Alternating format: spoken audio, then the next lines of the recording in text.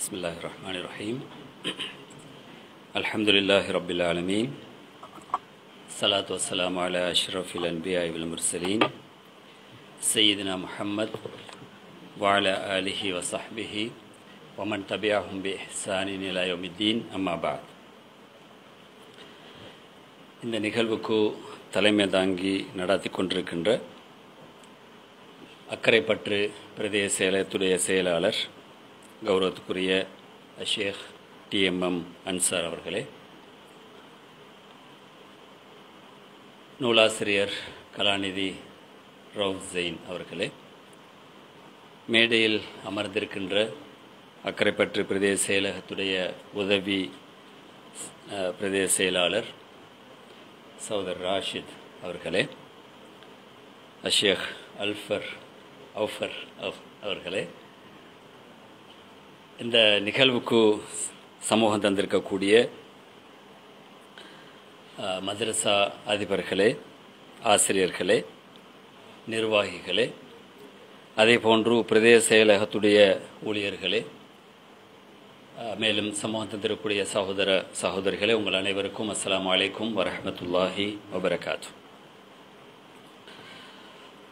எனது மதிப்புக்குரிய மாணவர்களுள் ஒருவரான கலாநிதி ரவுஃப் ஜெயின் எழுதியுள்ள இலங்கையில் மதரசா கல்வி வரலாறு சமகாலம் வருங்காலத்துக்கான பரிந்துரைகள் என்ற இந்த நூலுக்கு ஆய்வுரை வழங்குவதில் நான் பேருவகை அடைகின்றேன். மதிப்புக்குரிய சகோதரிகளே, முஸ்லிம் சமூகத்துக்குள் பல விடயங்கள் கூட்டாக நிறுவன ரீதியாக இடம்பெற வேண்டும் என்ற அந்த சிந்தனை அல் குர்ஆன் எங்களுக்கு கற்றுத்தந்த சிந்தனையாக இருக்கிறது. முஸ்லிம் சமூகத்துக்குள் மஸ்ஜித், மதரசாக்கள், கல்வி நிலையங்கள், பல்கலைக்கழகங்கள், பைத்துல் மால், பைத்துல் ஜக்காத் போன்ற நிறுவனங்கள் நிறுவனமயமாக இயங்க வேண்டும் என்பதற்கான வழிகாட்டலை தந்தது அல் குர்ஆன் தான். உதாரணமாக, இஸ்லாத்தின் பிரதான கடமை தொழுகை, மிக பிரதான கடமைகள் ஒன்று. அது மஸ்ஜிதில் நிறைவேற்றப்படணும், அது ஒரு நிறுவன ரீதியாக அமைக்கப்பட வேணும் என்றத குர்ஆன் தான் எங்களுக்கு சொல்லித்தந்தது. மஸ்ஜித் நிர்வாகிகளுடைய பண்புகளை பற்றி சொல்லுகிற போதே அது எங்களுக்கு மிக தெளிவாக விளங்குகிறது. சூரத்து தௌபாவுடைய 17-18 வசனங்கள் மிக தெளிவாக மஸ்ஜித் நிர்வாகிகளுடைய பண்புகளை பற்றி சொல்லுகிறது. ஆரம்பிக்கின்ற போதே அந்த குர்ஆன் வசனம், மா கான லில் முஷ்ரிகீன யஅமரு மசாஜித் அல்லாஹி ஷாஹிதீன் அலா அன்ஃபுஸிஹிம் பில் குஃப்ர் உலாயிக ஹபிதத் அமாலுஹும் வஃபின் நாரிஹும் ஹாலிதூன் என்று சூரத்து தௌபாவுடைய 17 வசனம். இந்த வசனம் மிக தெளிவாக சொல்லுகிற விஷயம் என்னவென்றால், மஸ்ஜிதை நிர்வகிக்கிறவர்கள் முஷ்ரிக்குகளாக இருக்க முடியாது, இஸ்லாத்துக்கு புறம்பான சிந்தனை கொண்டவர்களாக இருக்க முடியாது, இஸ்லாத்தை பிழையாக நடைமுறைப்படுத்துகிறவர்கள் மஸ்ஜிதுடைய நிர்வாகிகளாக இருக்கக்கூடாது என்ற விஷயத்தை சொல்லிவிட்டு யார் இருக்கணும் என்றதை விலாவாரியாக அடுத்த குர்ஆன் வசனம் சொல்லும். இன்னமா யஅமுரு மசாஜித் அல்லாஹி மன் ஆமன பில்லாஹி வல் யௌமில் ஆகிர் வ அகாமஸ் ஸலாத வ ஆத்தஸ் ஸக்கா வ லம் யக்ஷ இல்லல்லாஹ் ஃபஅஸா உலாயிக யகூனு மினல் முஹ்ததீன் என்று வருகிற 18 சூரத்து தௌபாவுடைய 18வது வசனம். இறுதி தூதர் ஸல்லல்லாஹு அலைஹி வஸல்லம் அவர்கள் அல் குர்ஆனுடைய கருத்துக்களுக்கு செயல் வடிவம் கொடுக்க வந்தவர்கள் என்று எங்கள் எல்லோருக்கும் தெரியும். அந்த அடிப்படையிலே குர்ஆன் சொல்லுகின்ற இந்த நிறுவன ஒழுங்குகளை ஸல்லல்லாஹு அலைஹி வஸல்லம் அவர்களும் செயற்பாடு ரீதியாக எடுத்து காட்டினார். மஸ்ஜித் நபவியை நீங்கள் அதனுடைய ஹிஸ்டரி, அது எப்படி செயற்பட்டது என்றதை நீங்கள் எடுத்து பார்த்தீங்கன்னா, அது ஒரு சமூகத்துடைய மத்திய நிலையமாக இருந்தது என்பதை மிக தெளிவாக நீங்கள் புரிந்து கொள்வீர்கள். அது அடிப்படையில் தொழுகைக்குரிய இடம், ஆன்மீக பரிபக்குவத்துக்குரிய இடம் என்பதில் எந்த சந்தேகமும் கிடையாது. ஆனால் ஸல்லல்லாஹு அலைஹி வஸல்லம் அவர்கள் அதுக்கும் மிக தெளிவாக அதனை பயன்படுத்திவிட்டு மேலதிகமாக சமூகத்துக்கு தேவைப்படுகின்ற எல்லா அம்சங்களையும் மஸ்ஜிதின் ஊடாக இடம்பெறணும் என்று ஸல்லல்லாஹு அலைஹி வஸல்லம் அவர்கள் விரும்பினார். அதனால தான் மஸ்ஜிது நபவியிலே நாங்கள் பார்க்கிற ஒரு மிக முக்கியமான விஷயம், திண்ணை தோழர்கள் என்று சொல்லக்கூடிய இன்று நாங்கள் பேசுகிற ரெசிடென்ஷியல் ஸ்டூடெண்ட்ஸ் என்று சொல்லுவோம். நாங்கள் அதே இடத்துல தங்கி படிக்கின்ற மாணவர்கள். அப்படியான ஒரு அமைப்பிலேயே ஸல்லல்லாஹு அலைஹி வஸல்லம் அவர்கள் மஸ்ஜித் நபவிக்குள்ளாலேயே அதனை வைத்திருந்தார்கள். நூலாசிரியர் அவர்கள் மிலாவாரியாக இதை பற்றி விளக்கப்படுத்தி இருக்கிறார்கள். எல்லா மதரசாக்கள், கல்வி கூடங்கள், பல்கலைக்கழகங்கள் எல்லாவற்றுக்கும் இந்த மஸ்ஜித் நபவி தான் ஒரு ரோல் மாடலாக, ஒரு அடிப்படையாக அமைந்தது என்பதை நீங்கள் இந்த புத்தகத்தை வாசிக்கிற போது மிக தெளிவாக புரிந்து கொள்ள முடியும். குர்ஆனின் சொல்கிற இன்னொரு விஷயம், ஜக்காத்தை பற்றி சொல்கிற போது குர்ஆன் எப்படி சொல்கிறது என்றால் சூரத்து தௌபா 60வது வசனம், இன்னம ஸதகாத்து லில் ஃபுகராஇ வல் மஸாகின் வல் ஆமிலீன அலைஹா என்று தொடர்ந்து வருகிற வசனம்.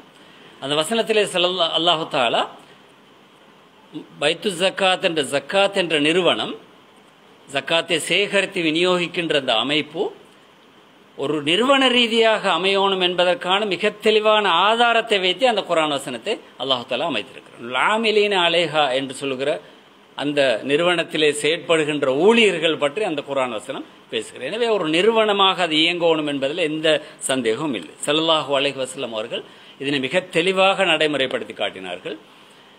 இமாம் யூசுஃபுல் கர்தாயி அவர்கள் ஃபிக்ஹு ஜக்காத்திலே ஜக்காத் பற்றி மிக விரிவாக பேசிவிட்டு ஒரு இடத்திலே சொல்வார்கள், ஸல்லல்லாஹு அலைஹி வஸல்லம் அவர்கள் உயிரோடு இருக்கின்ற காலத்தில் இஸ்லாமிய பரவல் எவ்வளவு இடங்கள்லாம் இருந்ததோ, எந்தெந்த பிரதேசங்கள்லாம் இருந்ததோ அந்த எல்லா பிரதேசங்களுக்கும் ஸல்லல்லாஹு அலைஹி வஸல்லம் அவர்கள் ஆமில்களை அனுப்பி வைக்காமல் இருந்ததில்லை.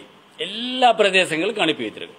எந்த அளவு கண்டால் யூசுஃபுல் கர்தாயி அவர்கள் ஒரு லிஸ்ட் ஒன்றே போட்டிருப்பாங்க, யார் யார் அனுப்பப்பட்ட எந்தெந்த பிரதேசத்துக்கு என்ற விவரங்களோடு அவர்கள் சொல்லி இருப்பதை பார்க்க. எனவே ஒரு நிறுவன அமைப்பு என்பது எங்களுக்கு புதிதான ஒரு விஷயம் இல்லை, குர்ஆன் சொல்லுகிற ஒரு அமைப்பு தான். அந்த அடிப்படையில் தான் நாங்கள் இந்த மதரசா நிறுவன அமைப்பையும் நாங்கள் பார்க்க வேண்டி இருக்கிறது. மார்க்க கல்வியை வழங்குகிற இந்த குர்ஆன் அல்லது மதரசாக்கள், கிதாப் மதரசாக்களை பொறுத்தவரையில் பல்வேறு ஆய்வுகள் இதற்கு முன்பும் இடம்பெற்றிருக்கு. டாக்டர் ரவ்சைன் அவர்கள் தயாரித்த இந்த புத்தகம் வெளிவருவதற்கு முன்பும் பல ஆய்வுகள் இடம்பெற்றவை பார்க்கலாம். பல்கலைக்கழக மட்டங்களிலும் இந்த ஆய்வு இடம்பெற்றிருக்கிறது. உதாரணமாக பேராதனை பல்கலைக்கழகத்தில் முதுநிலை விரிவுரையாளராக இருந்த ஷேக் எம்எஸ் அப்துல் பாரி ரஹிமஹுல்லா அவர்கள் 2001ஆம் ஆண்டு இலங்கை முஸ்லிம்களின் சமூக கலாச்சார மறுமலர்ச்சியில் அரபு மதரசாக்களின் பங்களிப்பு என்றொரு எம்ஃபில் ரிசர்ச் ஒன்றை அவர்கள் செய்து பேராதனை பல்கலைக்கழகத்துக்கு சமர்ப்பித்திருந்தார்கள். அந்த தீசிஸ் மிக அருமையான ஒரு தீசிஸ். நானும் அதில் கொஞ்சம் ஈடுபட்டிருந்தேன் 2000ஆம் ஆண்டுகளில் அதில் டேட்டா கலெக்ஷனுக்கு. அவர் ஒரு மதரசாவுக்கு போய், அவர் ஒரு சம்பவத்தை சொன்னால் நல்ல முடியும் நினைக்கிறேன், ஒரு மதரசாவுக்கு போய் பிரின்சிபலை சந்திச்சிருக்கிறார். பிரின்சிபலோட ரூமை பார்த்தால் அது ஒரு மிகவும் சொஃபிஸ்டிகேட்டடான நல்ல வசதிகள் உள்ள ஃபேன் எல்லாம் போட்டு, ஏசி போட்டு, நல்ல சீட்டிங் அரேஞ்ச்மெண்ட்லாம் செஞ்சு, செட்டி எல்லாம் வச்சு அழகாக இருந்துச்சு அவர் பிரின்சிபலோட ரூம். பிறகு அவர் எல்லா இடங்களையும் பார்த்துட்டு கிச்சனுக்கு போய்கிறார். பெரும்பாலும் மதரசாக்கள் சாப்பாடு சமைக்கிற இடங்களும் அதில் இருக்குது. நிச்சயமாக சாப்பாடு சமைக்கிற இடமும் மிகவும் நல்ல முறையில் இருந்திருக்கு. நல்ல துப்புரவாக புதிய கருவிகளை பயன்படுத்தி, எந்த அளவுக்குன்னு அவர் சொன்னார், இந்த தேங்காய் திருகிறதுக்கு கரண்ட்டில் அடிக்கிற மெஷின் இருந்துச்சு அந்த மதரசால். அப்போ இதெல்லாம் பார்த்து போட்டு அவர் படிப்பிக்கின்ற அந்த கிளாஸ் ரூமுக்கு போய் பார்த்துருக்கிறார். அவர் ஆச்சரியப்பட்டு சொன்ன விஷயம் என்னென்றால், கிளாஸ் ரூம் எப்படி இருந்துச்சுண்டா ஒரு சேர், ஒரு டெஸ்க் இல்லாத கிளாஸ் ரூம். ஏன்னா உட்கார்ந்து தான் படிக்கணும் என்றது ஒரு மரபு ரீதியாக வந்தது. இது ஒரு பெரிய மதரசா. நான் பேரை சொல்லலைன்னா ஒரு பிரபல்யமான மதரசா, ஒரு பாரம்பரியமான மதரசா. இதெல்லாம் விஞ்ஞானபூர்வமாக அல்லது புதிய விஷயங்களை உள்வாங்க முடியும் என்றால் உட்கார்ந்து படிப்பதற்கு ஒரு சேர், ஒரு டெஸ்கை கொடுக்க இல்லாத மனோநிலையில தான் அந்த நிர்வாகம் இருந்திருக்கிறது என்று மிகவும் கவலைப்பட்டு சொன்னார். அதெல்லாம் அந்த புத்தகத்தில் எழுதியிருக்கிறார், அந்த ரிசர்ச்சில் அவர் எழுதியிருக்கிறார்.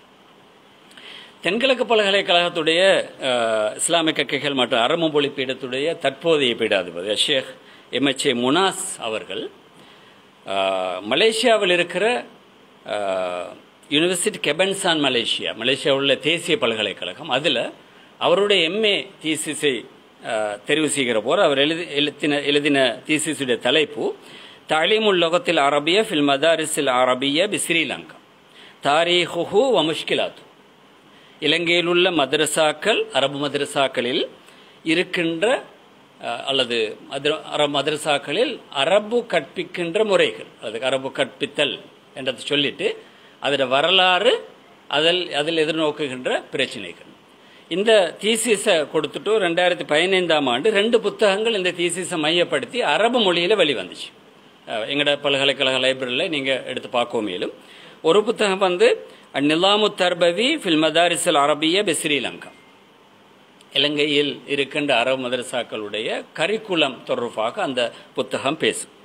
2வது தாலீமுல் லுகத்தில் அரபிய முஷ்கிலாத்துஹு ஃபில் மதாரிஸில் அரபிய பிஸ்ரீலங்கா, அரபு மொழி கற்றல், அரபு மொழி கற்பித்தல், அதனுடைய பிரச்சனைகள் தொடர்பாக பேசுகிற இன்னொரு புத்தகம்.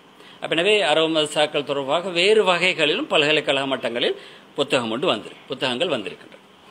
2015 உயிர்த்த ஞாயிறு தாக்குதல்களின் பின்னர் மதரசா கல்வி, அதன் சமூக வகைவாகம், அதன் தேசிய பங்களிப்பு பற்றியெல்லாம் பேசுகிறதோடு தேசிய பாதுகாப்புக்கு மதரசாக்கள் அச்சுறுத்தலாக அமைந்துள்ளனவா என்பது பற்றி ஒரு பெரிய வாத பிரதிவாதம் தொடர்ந்து இருந்து வந்ததை பார்க்கலாம். அந்த வகையில் 2022ஆம் ஆண்டு MSM அஜ்வாத் என்பவர் ஜெனரல் சர் கொத்தலாவல டிஃபென்ஸ் யூனிவர்சிட்டிக்கு ஒரு மாஸ்டர் டிகிரி தீசிஸ் வந்து சப்மிட் பண்ணார். அவர் மாஸ்டர் டிகிரியோட பேர் என்ன, master of science in security and strategic studies என்றுதான் அந்த அந்த டிகிரியோட பேர். அது கொடுத்த அவர் தலைப்பு என்னென்றால் madrasa education and impact on national security case study in Kandy district என்று அவர் கொடுத்திருந்தார். இதில் அவர் நிரூபிக்கிறார் கடைசிக்கு என்றால் ஒரு நாளும் மதரசா ஒழுங்கமைப்பு இந்த தேசிய பாதுகாப்புக்கு அச்சுறுத்தலாக இருந்ததில்லை என்றது அவர் அழகான இங்கிலீஷில் உள்ள தீசிஸ் இருக்கு. அந்த தீசிஸ் சாஃப்ட் காப்பி உண்டு. அப்படி அவர் நிரூபிக்கிறார். அப்போ அது ஒரு பாரம்பரியமான யூனிவர்சிட்டியில் கொடுக்கவும் இல்லை சார், இதில் தான் கொடுத்துருக்குறாங்க, ஜெனரல் சர் கொத்தலாவல் டிஃபென்ஸ் யூனிவர்சிட்டி. அதே மாதிரி பல்கலைக்கழக ஆய்வுகளுக்கு மேலதிகமாக சில ஆய்வு குழுக்களும் மதரசாக்கள் தொடர்பாக ஆய்வுகள் செஞ்சிருக்கு.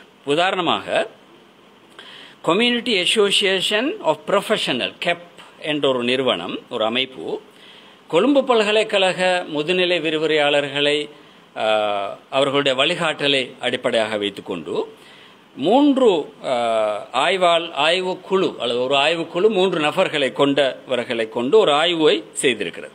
அஷேக் M.F.M. ஃபர்ஹான், அஷேக் M.A. ஹாரிஸ், அதே மாதிரி அஷேக் M.M. மஸ்ஊத் என்ற 3 பேரும் தான் அந்த ஆய்வை செஞ்சிருக்கிறாங்க. அந்த ஒரு ஆய்வும் வெளிவந்திருக்கு. இப்போ நான் ஏற்கனவே சொன்ன பல்கலைக்கழக மட்ட ஆய்வுகள் அல்லது பொது குழுக்கள் செய்த ஆய்வுகள் எல்லாவற்றையும் மிகைத்த வகையில் தனிநபராக நின்று 4 வருடங்களுக்கு மேலான உழைப்புடன் இந்த நூல் ஆய்வுபூர்வமாக தயாரிக்கப்பட்டுள்ளது. இப்போ கையில் உங்களுக்கு பார்க்கக்கூடியதாக இருக்கிற இந்த நூல் ஒரு ஆய்வு அடிப்படையில் செய்யப்பட்டிருப்பதை நாங்கள் பார்க்கலாம். அந்த விஷயத்துக்கு மட்டுமல்ல, நூலாசிரியர் கலாநிதி ரவுஃப் ஜெயின் அவர்கள் கல்வித்துறையிலே கலாநிதி பட்டம் பெற்றவர். எனவே அந்த வகையில் அவரோட புலமைத்துவம், அவருடைய எக்ஸ்பீரியன்ஸ் எல்லாவற்றையும் இணைத்த வகையில்தான் இந்த புத்தகத்துடைய தலைப்புகளும் தலைப்புக்குள் இருக்கின்ற உள்ளடக்கமும் அமைந்திருப்பதை நீங்கள் வாசிக்கின்ற போது புரிந்து கொள்ளலாம்.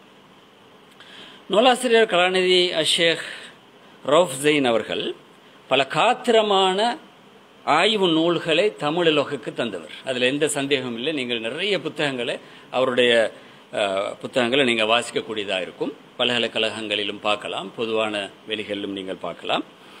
அந்த வகையில் அவரது 60வது நூல் தான் இது. இதுக்கு முன்னே 59 நூல்களை அவர் வெளியிட்டிருக்கிறார். இது 60வது நூல். இதில் 3 முக்கியமான பகுதிகள் அவர் இந்த புத்தகத்தை பிரித்து அமைச்சிருக்கிறார். ஒன்று மதரசா கல்வியுடைய வரலாறு, 2வது மதரசா கல்வியுடைய தற்கால நிலைமை, இன்றைய காலகட்டத்தில் எப்படி இருக்குது என்றது, 3வது மதரசா கல்விக்கான எதிர்கால பரிந்துரை. இந்த தலைப்பே உண்மையில் எனக்கு ஒரு ஆகர்ஷிக்கத்தக்கதாக இருந்துச்சு, எனக்கு கவர்றதாக இருந்துச்சு. ஏன்னா பொதுவாக ஒரு புத்தகத்தை எழுதுகிற நேரம் பெரும்பாலும் ஹிஸ்ட்ரியை சொல்லிட்டு போவோம், ஹிஸ்ட்ரியை சொல்லி முடிச்சிடுவோம். நான் அப்படி இல்லாட்டி ஹிஸ்ட்ரியை கொஞ்சம் சொல்லிட்டு சிறிதளவு ஹிஸ்ட்ரியை சொல்லி போட்டு தற்கால நிலைமைகளை பற்றி சொல்லிட்டு நிப்பாட்டி விடுவோம். இது எப்படி இருக்குண்டா, ஹிஸ்ட்ரியை விலாவாரியாக சொல்லியிருக்கு, விவரமாக சொல்லியிருக்கு. அதே மாதிரி தற்காலத்தில் உள்ள நிலைமைகளையும் ஆய்வுபூர்வமாக முன் வச்சிருக்கு. அதுக்கு மேலதிகமா இந்த விஷயங்கள்லாம் பார்த்துட்டு நீங்கள் எதிர்காலத்துக்கு என்ன செய்ய போறீங்க, என்ன செய்யணும், எப்படி செஞ்சா இந்த இந்த கல்வி முறைமை அல்லது இந்த மதரசா சிஸ்டம் ஒரு ஒழுங்குக்கு வரும் என்றதுக்கான ரெக்கமெண்டேஷன்ஸையும் அவர் அழகாக பேசியிருக்கிறார். இதுதான் இந்த புத்தகத்தினுடைய ஒரு சிறப்பு தன்மைன்னு நான் நினைக்கிறேன். பொதுவாக எல்லோருமே விஷயத்தை பேசி போட்டு விட்டுருவாங்க, அதுக்கு ஆலோசனை சொல்ல மாட்டாங்க, அதுக்கு ஐடியாவை சொல்ல மாட்டாங்க, இதுக்கு என்ன செய்யலாம் என்றதுக்கான அவருடைய கருத்துக்கள் அதில் உள்ளடக்கப்படுறது மிக மிக குறைவு. நாங்கள் ரிசர்ச் பேப்பர்கள் செய்கிற நேரம் கடைசிக்கு ரெக்கமெண்டேஷன் செய்வோம் வலிமையாகவே. ஆனாலும் பெரிய அளவு விவரங்களாக அதை செய்கிறோம், மொடல் எல்லாம் சொல்லி வழங்கப்படுத்துறது மிக குறைவு. ஆனால் இதில் மிக விரிவாக இருக்கிற நிலைமையிலிருந்து மதரசா கல்வியை மேலே தூக்கணுமெண்டா, 21ஆம் நூற்றாண்டுக்கு ஏற்ற முறையில் இது வடிவமைக்கப்படணுமெண்டா என்ன செய்யணுமென்றதுக்கான விலாவாரியான விளக்கங்கள் இந்த புத்தகத்தில் உள்ளடக்கப்பட்டிருக்கு. இந்த புத்தகத்தை ஆய்வுபூர்வமாக அல்லது ஒரு ஒரு விவரமாக ஆய்வு செய்யறதுக்கான நேரம் இதுவல்லன்னு நான் நினைக்கிறேன். ஏன்னா நேரம் போதாமல் மேலே நான் என்ன செஞ்சுக்கிறேன்னா, இதில் இருக்கிற தலைப்புகளில் மொத்தமாக இருக்கிற 16 தலைப்புகளில் 3 தலைப்புகளை மட்டும் கொஞ்சம் உங்களுக்கு ஞாபகப்படுத்தி விடுறேன். மற்றது நீங்கள் புத்தகத்தை எடுத்து வாசித்து பார்த்துக்கொள்ளே இயல்மாய்க்கும். ஒன்று, முதலாவது தலைப்பு மிக முக்கியமான தலைப்பு, அது மதரசா கலை திட்டம், மதரசாவுடைய கரிக்குலம், இடைவெளிகளும் போதாமைகளும் என்ற தலைப்பு இருக்கு. அது இந்த புத்தகத்தில் 83ஆம் பக்கத்திலிருந்து 110ஆம் பக்கம் வரையும் இருக்கு. கிட்டத்தட்ட 28 பக்கங்கள் இதுக்கு ஒதுக்கப்பட்டிருக்கு. சரி, எந்த ஒரு கல்வி நிறுவனத்திலும் கரிக்குலம் எனப்படுகிற இந்த கலை திட்டம் மிகவும் முக்கியத்துவம் வாய்ந்தது. நூலாசிரியர் அதை எப்படி சொல்றாருண்டா, ஒரு கல்வி நிறுவனத்தின் கலை திட்டம் பல்வேறு வகையில் முக்கியத்துவம் பெறுகிறது. கலை திட்டத்தின் தரமே கல்வி நிறுவனத்தின் தரத்தை தீர்மானிக்கிறது. ஒரு நிறுவனத்தில் கலை திட்டம் நல்லா இருந்துட்டா, நல்ல குவாலிட்டியாக தயாரிக்கப்பட்டிருந்தா அந்த நிறுவனமே நல்லா இருக்கும். அதுதான் அது பேஸ், அதுதான் முக்கியமானது. உண்மையில் ஒரு ஒரு ஒரு கல்வி நிறுவனத்தின் கோவே அடிப்படையே அதுதான், கலை திட்டம் தான். கலை திட்டத்தின் தரமே கல்வி நிறுவனத்தின் தரத்தை தீர்மானிக்கிறது மட்டுமன்றி அதன் பட்டதாரிகளின் தரத்தையும் அதன் கலை திட்டமே தீர்மானிக்கும்.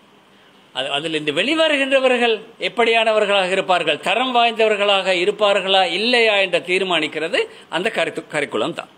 ஒரு கல்வி நிறுவனம் குறித்த பிரெயின் பில்டிங்கிற்கும் அதன் செழுமையான வளர்ச்சிக்கும் காலத்துக்கு பொருத்தமான கலை திட்டமே பங்களிக்கிறது என்பதில் சந்தேகமில்லை என்று அவர் சொல்லுகிறார்.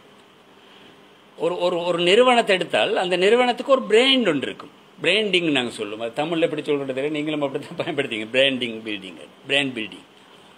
இப்போ ஒரு நிறுவனத்தில் பேரை சொன்னால் அதுக்கு அதை பற்றி ஒரு மதிப்பு, ஒரு என்ன சொல்ற, எங்களுக்கு ஒரு எண்ணப்பாடு ஒன்று வரும். இது நல்ல ஒரு மதரசா அல்லது நல்ல ஒரு கல்விக்கூடம், ஒரு நல்ல ஒரு யூனிவர்சிட்டி என்று எங்களுக்கு ஒரு மனசுக்கு வரும். அதை எது வச்சு வர வேண்டாம், அதில் இருக்கிற கரிக்குலத்தை வச்சு. கரிக்குலம் நல்லா இருந்தால் அதனால நல்ல மனப்பாங்கு எங்களுக்கு வரும் என்ற கருத்தை அவர் சொல்லிக் கொண்டு போகிறத பார்க்கலாம். கலைத்திட்டமும் பாடத்திட்டமும் ஒரே கருத்தை சுட்டும் இரு சொற்கள் அன்று என்பதை நூலாசிரியர் அழகாக விளக்கியுள்ளார். என்றால் அது கட்டாயம் விளக்கப்படுத்த வேண்டிய ஒரு விஷயம். கலைத்திட்டம் என்று சொல்கிற கரிக்குலமும் சிலபஸ் என்று சொல்லுகிற பாடத்திட்டமும் ரெண்டும் ஒன்றல்ல. ஏன்னா நாங்கள் நிறைய பேர் நினைச்சு கொண்டிருக்கிற பாடத்திட்டத்தை சொல்லி கொடுத்துட்டா வச்சுட்டோம்டா அதுதான் கரிக்குலங்கள். அது சரியான பிழையான ஒரு கண்ணோட்டம் என்பதை மிக விரிவாக இதில் சொல்லியிருக்கிறார். ஒரு கலைத்திட்டம் மாணவர்கள் பெற வேண்டிய மொத்த கல்விசார் அனுபவங்களின் கூட்டு திரட்டாகும். அதில் உருவாக்க விரும்பும் மாணவர்களின் அறிகை, உள இயக்கம், ஆளுமை விருத்தி, செயலூக்கம் பற்றி விளக்கப்படுவதோடு அத்தகைய மாணவர்களை உருவாக்குவதற்கான பாடத்திட்டமும் அதனை மாணவர்களுக்கு உள்ளீர்ப்பச் செய்வதற்கான வழிமுறைகளும் அது முழுமையான மாணவர்களை சென்றடைந்துள்ளதா என்பதை பரீட்சிப்பதற்கான நுணுக்கமான மதிப்பீட்டு முறைகளும் உள்ளடங்கி இருக்கும். அப்போ ஒரு கரிக்குலத்தில் ஒரு பகுதி தான் சிலபஸ் என்றது. இதெல்லாம் சேர்த்து வருகிற போதுதான் கரிக்குலம் என்று வரும் என்பதை அவர் வழங்கப்படுத்திட்டு, அதனை செயற்படுத்த போதுமான தகுதி வாய்ந்த ஆளணி, குறிப்பாக விரிவுரையாளர்கள், பௌதீக வளங்கள் போன்றனவும் கலைத்திட்ட உருவாக்கத்தின் போது கருத்தில் கொள்ளப்படல் வேண்டும். நூலாசிரியர் தற்போதுள்ள மதரசாக்களின் கலை திட்டம் பற்றி ஆய்வு செய்து 6 முக்கியமான கண்டறிதல்களை முன்வைத்துள்ளார். ஒரு ஆய்வை செஞ்சு முடிஞ்சதுக்கு பிறகு எங்களுக்கு சில ஃபைண்டிங்ஸ் வரும். இந்த ஆய்வினுடைய முடிவு அல்லது கண்டறிதல்கள் என்று நாங்கள் தமிழில் மொழிபெயர்க்கிறோம். அப்போ இந்த 6 வகையான கண்டறிதல்களை இந்த நூலில் விவரமாக சொல்லிக்கிறார். நான் அதை சுருக்கமாக சொல்லிவிட்டேன். ஒன்று, முதலாவது ஃபைண்டிங் என்னென்றால், காலம், இடம், சூழல், தேசிய சர்வதேச மாற்றங்கள் என்பவற்றுக்கேற்ப எமது மதரசாக்களில் குறிப்பிடத்தக்க அளவு கலைத்திட்ட சீராக்கங்கள் எதுவுமே நடைபெறவில்லை. 1.5 நூற்றாண்டுகளாக இதுவே நிலைமை. நாங்கள் 1870 மதரசா ஸ்டார்ட் பண்ணினு சொல்கிறோம். இன்னொரு புதிய தகவல் வந்திருக்கு, நான் நூலாசிரியரோட பகிர்ந்து கொண்டேன். 1867 ஒரு மதரசா ஆரம்பித்ததுக்கான ஒரு வரலாற்று தகவல் இன்று ஃப்ரெஷ்ஷாக கிடைச்ச ஒரு தகவல் அது. அப்போ எனவே கிட்டத்தட்ட 150 வருஷத்துக்கும் மேற்பட்ட காலகட்டத்தில் இயங்குகின்ற மதரசா. ஆனால் எவ்வளோ காலத்துக்கு ஒரு முறை இந்த கரிக்குலம் சேஞ்ச் அல்லது கரிக்குலம் ரிவைஸ் பண்ணப்பட்டிருக்கா என்று பார்த்தா குறிப்பிடத்தக்க அளவில் எங்களை காண முடியல என்பது ஒரு ஃபைண்டிங். பல்கலைக்கழகங்களை பொறுத்தவரையில், பல்கலைக்கழக விரிவுரையாளர்களும் இங்கே இருக்கிறீங்க, பல்கலைக்கழகங்களை பொறுத்தவரையில் 5 வருடங்களுக்கு ஒரு முறை கலைத்திட்ட சீராக்கம் இடம்பெறுதல் வேண்டும் என்பது ஒரு விதியாக இருக்கு. ஒரு விதியாகவே இருக்கு. 5 வருஷத்துக்குள்ள சிலபஸை மாற்றும் அல்ல கரிக்குலத்தை மாற்றும். கரிக்குலத்தை மாற்றலாட்டி யூஜிசியில் கேட்பாங்க, நீங்கள் ஏன் கரிக்குலத்தை மாற்றல, கரிக்குலத்தை நீங்கள் ரிவைஸ் பண்ணுற, கரிக்குலத்தை மொத்தமாக இல்லாமல் தேவையில்லை, இருக்கிறத புதிய மாற்றங்களுக்கு ஏற்ப மாற்றணும் என்று சொல்றதை நாங்கள் பார்க்கணும். 2வது ஃபைண்டிங் நூலாசிரியரிட, பாரம்பரிய மதரசாக்கள் பெரும்பாலானவற்றில் இன்றைய கல்வி நிறுவனங்கள் கொண்டிருக்க வேண்டிய வடிவில் குறைந்தது தொழில்நுட்பசார் அடிப்படையிலான கட்டமைப்பொன்று பாடத்திட்டத்தில் காணப்படவில்லை.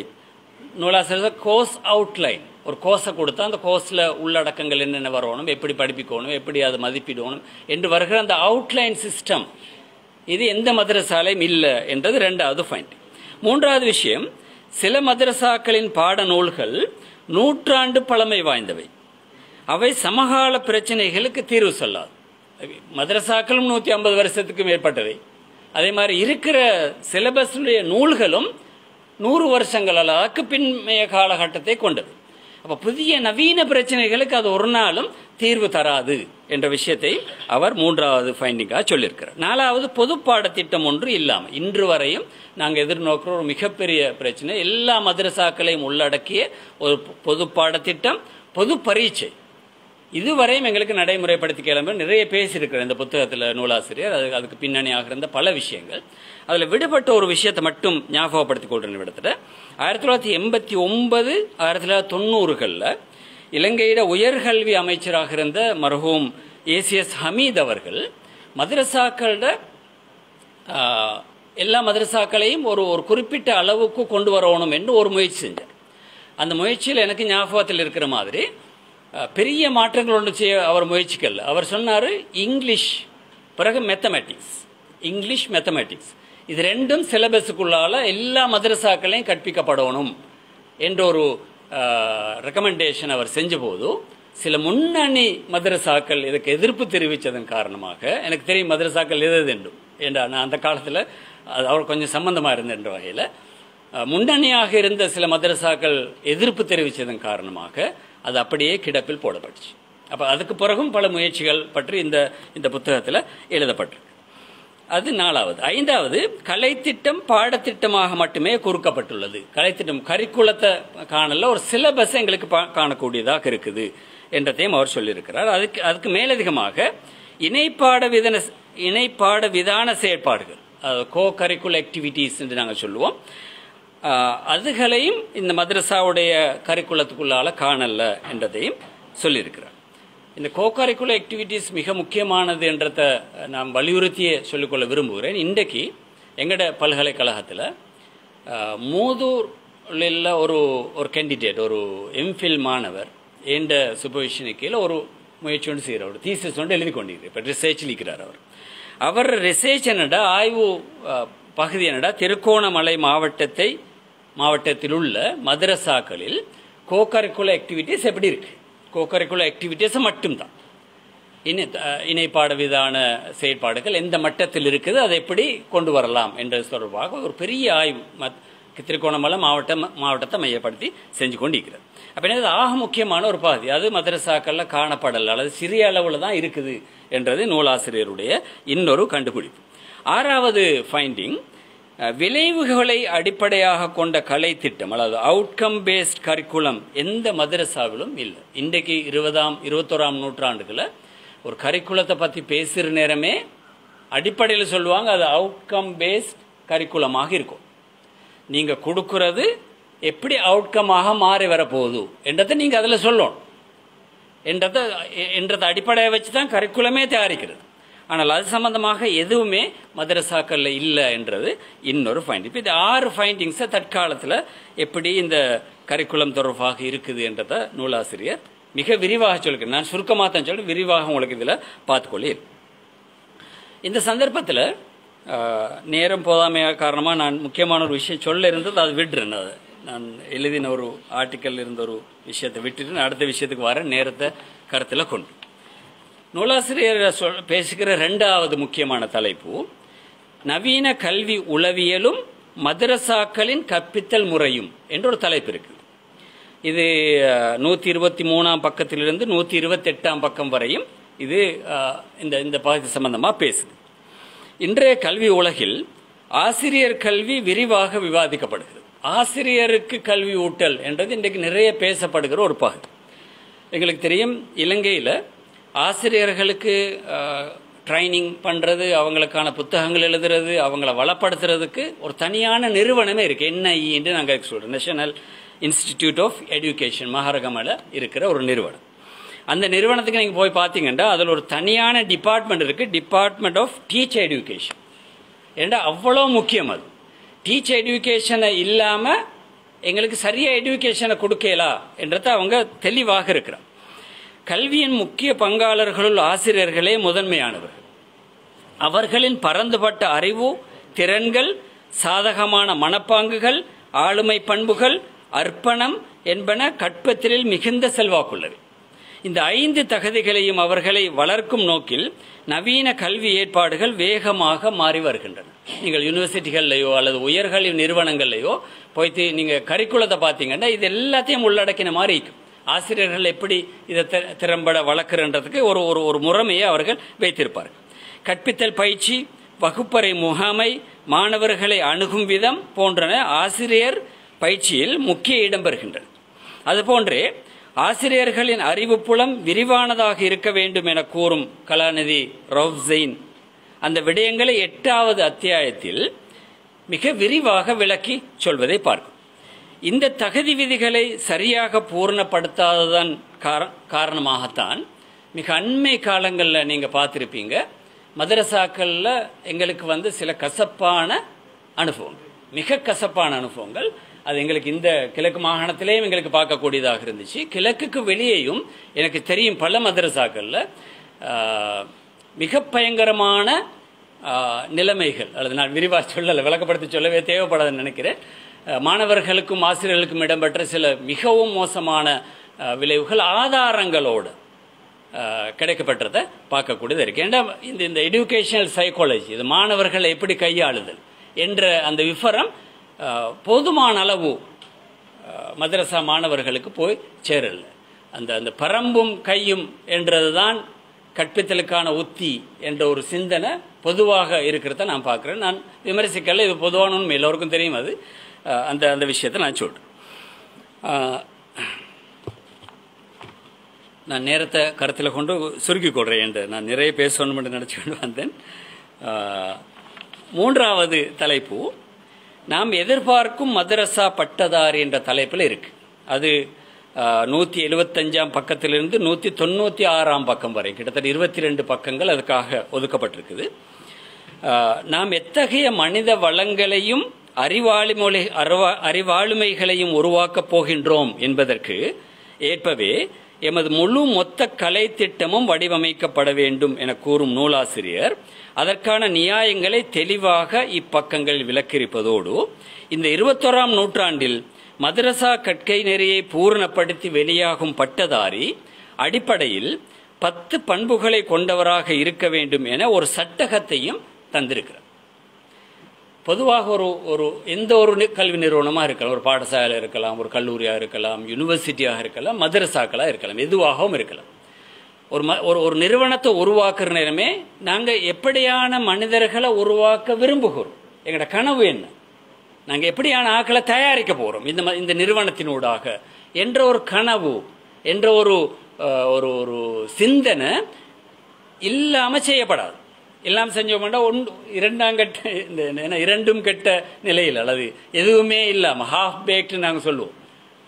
அரைவாசி வந்த ஆக்கள் தான் சில நேரங்களில் வெளிவார். நான் பொதுவாக சொல்கிறேன், இது மதரசாக்களை வச்சு சொல்லலாம், பொதுவாக சொல்கிறேன். அப்போ எனவே எந்த ஒரு நிறுவனத்துக்கும் ஆரம்பத்தில் ஒரு எண்ணம் ஒன்று இருக்கும், நான் எப்படியான ஆக்களை தயாரிக்க போகிறோம். அதைத்தான் இந்த நூலாசிரியர் மிக தெளிவாக சொல்கிற 10 பண்புகள் கட்டாயமாக இருக்கணும் இந்த 21ஆம் நூற்றாண்டை வச்சு பார்க்குறேன். அதில் நான் வாசித்து விடுறேன், ஒன்றை மட்டும் கொஞ்சம் வழங்கப்படுத்தி விடுறேன். முதலாவதே இருக்கிற விஷயம் என்னென்னா, இஸ்லாமிய கலைகளில் ஆழ்ந்த புலமை உள்ளவர். ஒரு மதரசால ஒரு பட்டதாரியாக உருவாக்க போகிறோம்டா அவரோட பிரதானமான இலக்கு, அவர் நாங்கள் தயாரிக்கிறதான பிரதானமான இலக்கே அவர் மார்க்க விஷயங்களில் ஆழமான அறிவுள்ளவராக இருக்கும். அவர் மேலெழுந்த வாரியாக பார்க்கிறவராக நுனிப்போல் மோயிறவராக இருக்கக்கூடாது. அவர் பிரதானமான பகுதியே ஷரியாவுடைய அடுத்த பகுதிகள் எல்லாவற்றிலும் ஆழமாக சென்று ஒருவராக இருக்கணும் என்றதை அவர் சொல்றார். நூலாசிரியர் சொல்ற மாஸ்டர் இன் இஸ்லாமிக் டிசிப்ளின் என்று சொல்றார். மாஸ்டர் என்ற சொற்பிரயோகம் நான் நினைக்கிறேன் நல்ல அறிமுகமாயிக்கும். அந்த துறை போன ஒருவருக்கு தான் மாஸ்டர் என்று சொல்லுவோம்.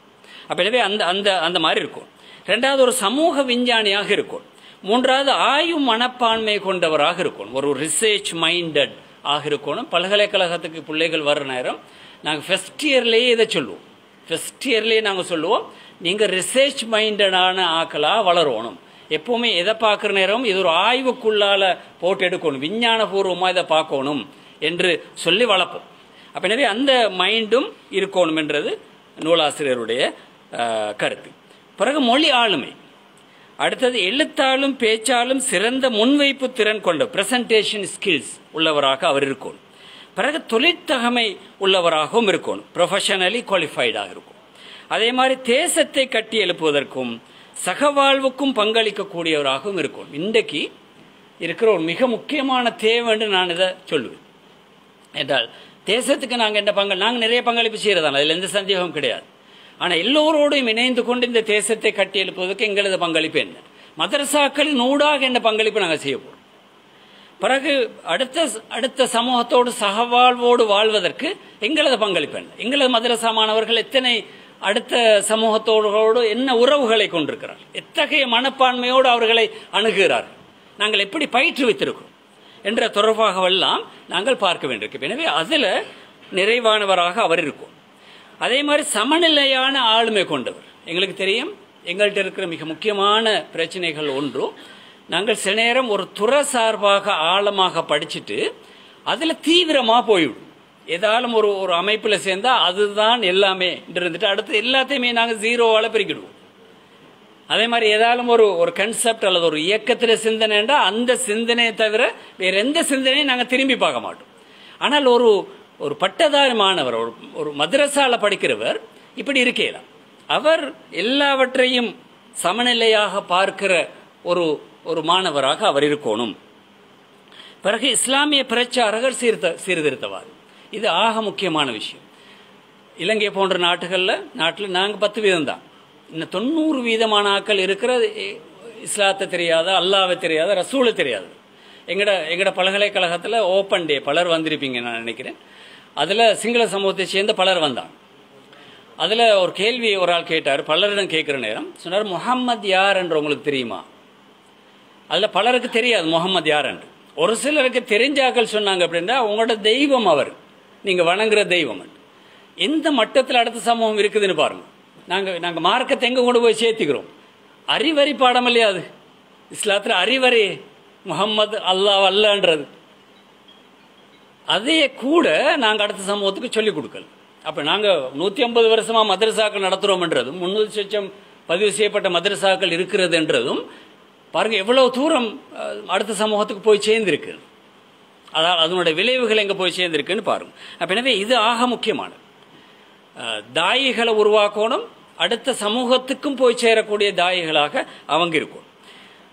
அடுத்தது 10வது விஷயம், சர்வதேச மற்றும் புவி அரசியல் சூழமைவே புரிந்து கொள்ள. இன்றைக்கு நாங்கள் வாழ்கிற நாடு, வாழ்கிற சந்தர்ப்பம், இன்றைக்குள்ள சர்வதேச உலகு என்ன நிலைமையில் இருக்குது, என்ன ட்ரெண்ட் இது என்றதை பற்றி தெரியாமல் ஒரு நாளும் தாவா செய்வோம் இல்லாது, படிக்கவும் இல்லாது, படிப்பிக்கவும் இல்லாது. அதுதான் உண்மை. அப்போ எனவே இதுவும் கட்டாயமாக ஒரு மதரசா பட்டதாரிக்கு வேண்டும் என்றதை மிக அழகாக நூலாசிரியர் ஒவ்வொன்றாக வழங்கப்படுது. நான் இது லிஸ்ட்டை மட்டும் தான் உங்களுக்கு சொல்லிக்கிறேன். ஒவ்வொன்றாக விரிவாக வழங்கப்படுத்தியிருக்கிறேன். இந்நூலின் இறுதி 3 அத்தியாயங்கள் இன்றைய அரபு கல்லூரிக்கான ஒரு மொடலை பரிந்துரைக்கும். இப்போ இன்றைக்கு 21ஆம் நூற்றாண்டில் நீங்கள் இவ்வளோ பேசுகிறீங்க, ஒரு மொடலை தாங்க எங்களுக்கு என்று கேட்டால் அந்த மொடலை அதில் உள்வாங்கி இருக்கிறார். இப்படி தான் வரணும் மதரசா என்றதுக்கு ஒரு மொடலை சொல்லியிருக்கிறார். 21ஆம் நூற்றாண்டில் மதரசா ஒன்றுக்கான பாடத்திட்ட முன்மொழிவு, ஒரு கரிக்குலம் எப்படி அமையணும், இணை பாடவிதான செயற்பாடுகளை உள்ளிருத்தல், கோ கரிக்குலர் ஆக்டிவிட்டீஸ் எப்படி அமையணும், மாற்றத்துக்கான இறுதி பரிந்துரைகள் என்று 3 தலைப்புகளை இந்த மொடலை முன்வைக்கிறதுக்காகவே அவர் பயன்படுத்தினதை பார்க்கக்கூடியதாக இருக்குது. இந்நூலின் இடைக்கிடையே சமூக குழுக்கள், மதரசாக்கள், பாடத்திட்டம், மதரசா நிர்வாகிகள் பற்றிய சில விமர்சனங்கள் இருக்கிறது. சில நேரங்களில் கொஞ்சம் காரசாரமாகவும் இருக்கிற மாதிரி விளங்குது. ரைட். அவை சில போது எங்களுக்கு சில அந்த குறிப்பிட்ட துறை சார்ந்தவர்களுக்கு மனக்கலேசத்தை சில நேரங்களில் ஏற்படுத்த முடியும். ஆனால் ஒன்று என்னென்றால், இது இந்த கருத்துக்கள் எல்லாம் ஆய்வு பூர்வமாக உண்மையை உறக்க சொல்லணும் என்ற அடிப்படையில் முன்வைக்கப்பட்டிருக்குதே தவிர, தனிப்பட்ட முறையில் ஒரு மதரசா, தனிப்பட்ட முறையில் சில தனிநபர்கள் அவர்களை நோக்கி பேசியதாக இல்லை. அது தெளிவாக இருக்கு. இந்த புத்தகத்தில் நீங்கள் வாசிக்கிற நேரமே விளங்கும். அது பொதுப்படையாக தான் பேசப்பட்டது. அப்போ எனவே அதை நாங்கள் ஒரு பாசிட்டிவான பார்வையில் தான் பார்க்கணும் என்றதான் ஏண்ட அபிப்பிராயம். கடைசியாக மொத்தத்தில் இந்நூலானது இலங்கையில் மதரசா கல்வி தொடர்பாக அதன் வரலாற்றையும் நடைமுறையையும் எதிர்கால திட்டத்தையும் ஒரு சேர இணைத்து தொகுக்கப்பட்டுள்ள நூலாகும்.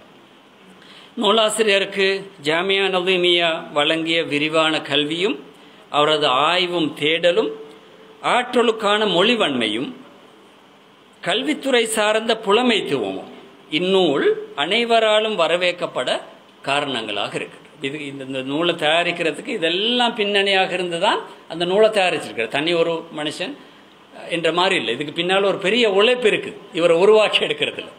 அப்போ எனவே அதெல்லாம் சேர்ந்து தான் இந்த புத்தகமாக வெளிவந்திருக்கு. இது மட்டுமல்ல, இன்னும் பல புத்தகங்களும் அப்படித்தான். இது போன்ற சமூகத்துக்கு பயனுள்ள மேலும் பல நூல்களை நூலாசிரியர் எமக்கு வழங்குவார் என்ற நம்பிக்கை நிச்சயமாக எனக்கு இருக்கிறது. அதற்கான சகல ஒத்துழைப்பையும் அவருக்கு பொதுமக்களும் புத்திஜீவிகளும் தனவந்தர்களும் வழங்க வேண்டும் என கேட்டுக்கொள்வதோடு, எனக்கு இந்த வாய்ப்பை ஏற்பாடு செய்து தந்த ஏற்பாட்டு குழுவினருக்கு நன்றி கூறி, எழுந்து நின்று பேசுவதற்கு சக்தியையும் ஆற்றலையும் அறிவையும் தந்த அல்லாஹ் சுப்ஹானஹு தஆலாவுக்கு ஷுக்ர் செய்தவனாக இந்த உரையை முடிவு செய்கிறேன். வாஹிர் தவானா அல்ஹம்துலில்லாஹி ரப்பில் ஆலமீன். அஸ்ஸலாமு அலைக்கும் வரஹ்மத்துல்லாஹி வபரகாத்துஹு.